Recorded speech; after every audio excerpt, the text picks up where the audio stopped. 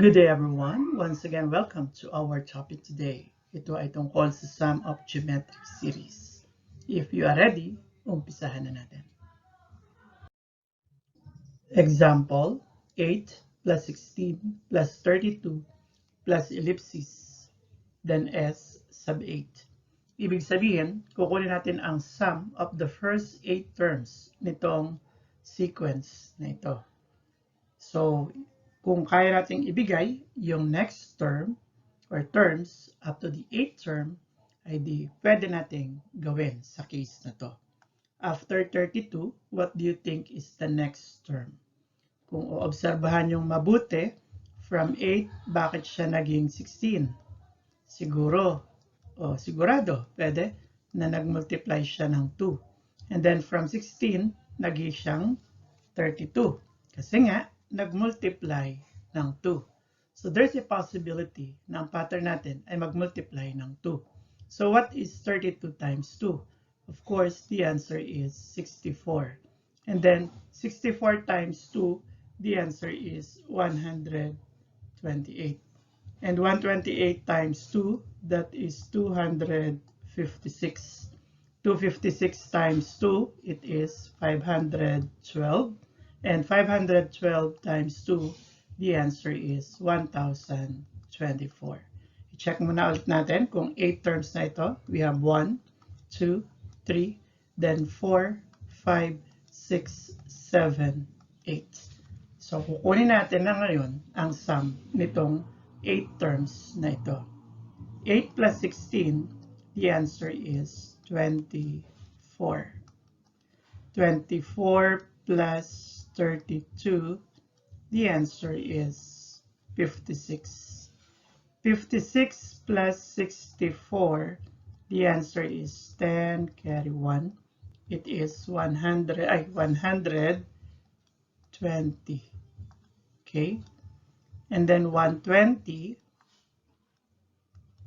plus 128, the answer is 8, 4, 248. 248 plus 256, we have 14, carry 1, 10, carry 1, it is 504. And 504 plus 512, the answer is 6, 1, so it is 1016. 1016 plus 1024, we have 10, carry 1, 4, 0, so it is 2040. Meaning, the sum of 8 plus 16 plus 32 plus 64 plus 128 plus 256 plus 512 plus 1024 is equivalent to 2040. At syempre pa, ito ang ating sum. Now, same given. Sabi natin, get the sum of the first 8 terms of the sequence 8, 16, 32, and so on. Diba, ellipsis? Okay, up to the 8th term. And we found out that the sum of these first 8 terms a while ago is equivalent to 2040. Now, instead of doing that kind of solution, we can apply this formula S sub n equals A sub 1 times the quantity r to the n minus 1 all over r minus 1, where A sub 1 is the first term and r is the common ratio, thinking that r is not equivalent to 1. Paano naman itong case na to? In this case, kung ang A sub 1 is the first term, that is 8. So alam natin na ang A sub 1 or first term is 8. The problem is, what is the common ratio? In order to get the common ratio, simple lang yun. To get the common ratio, it is the second term, okay, divided by the first term of a sequence. So that means, ang second term dito ay 16. Kapag i-divide natin by 8, the quotient is 2. Same with third term divided by the second term. that is 32 divided by 16. The quotient is 2. Kaya naman, ang common ratio sa case na to ay 2. Now, using this formula, tingnan natin kung lalabas yung 2040.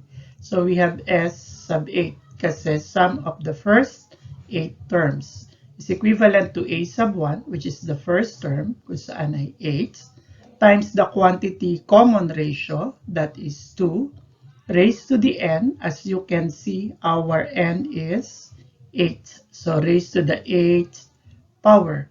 And then minus 1. All over the common ratio 2 minus 1. Now, continue. We have 8.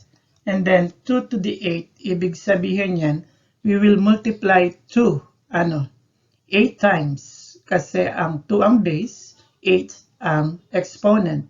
That is 2 times 2, 4. Times 2 is 8. Times 2, 16. Times 2, 32. Times 2, 64. Times 2, 128. And times 2, it is 256. Yun ang value ng 2 to the 8. 256. Then minus 1. All over 2 minus 1 is 1. So happened na yung 256 minus 1 is 255. Meron na tayong 8 times 255. At kapag i-multiply natin yung 8 and 255, we have what? 8 times 5 is 40, carry 4. 8 times 5 is 40 plus 4, that is 44, carry 4. And 8 times 2 is 16 plus 4, that is 20. At kung mapapansin ninyo, still, the answer is 2040.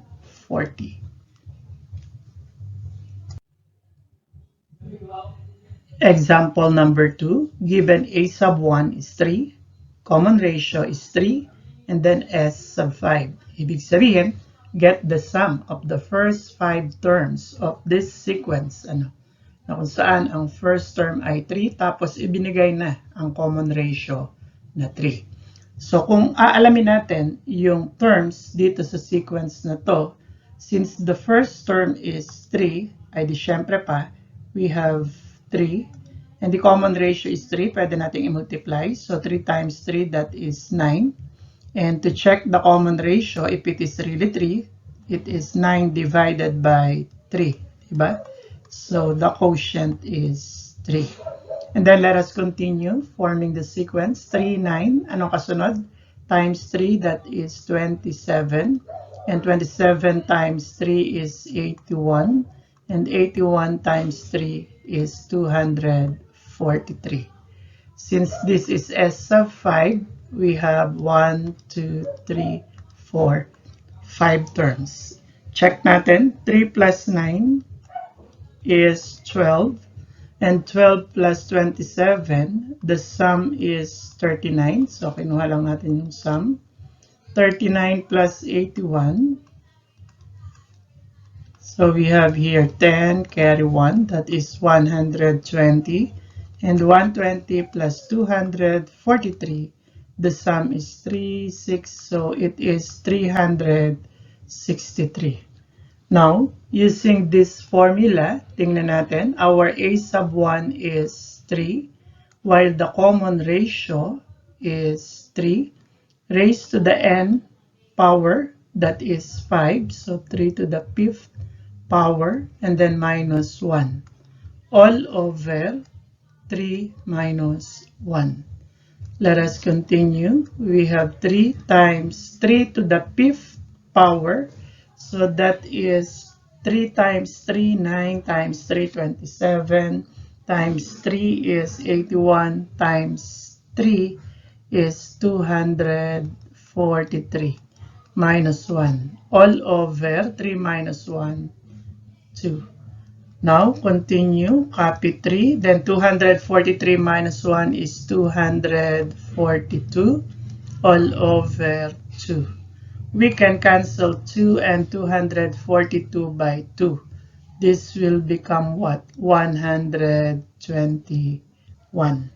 And this will become 1. Kung kukunin mo yung product of 3 and 121, that is equivalent to 363, which of course, yung sum natin kanina, isa-isa. Ayos? Ayos.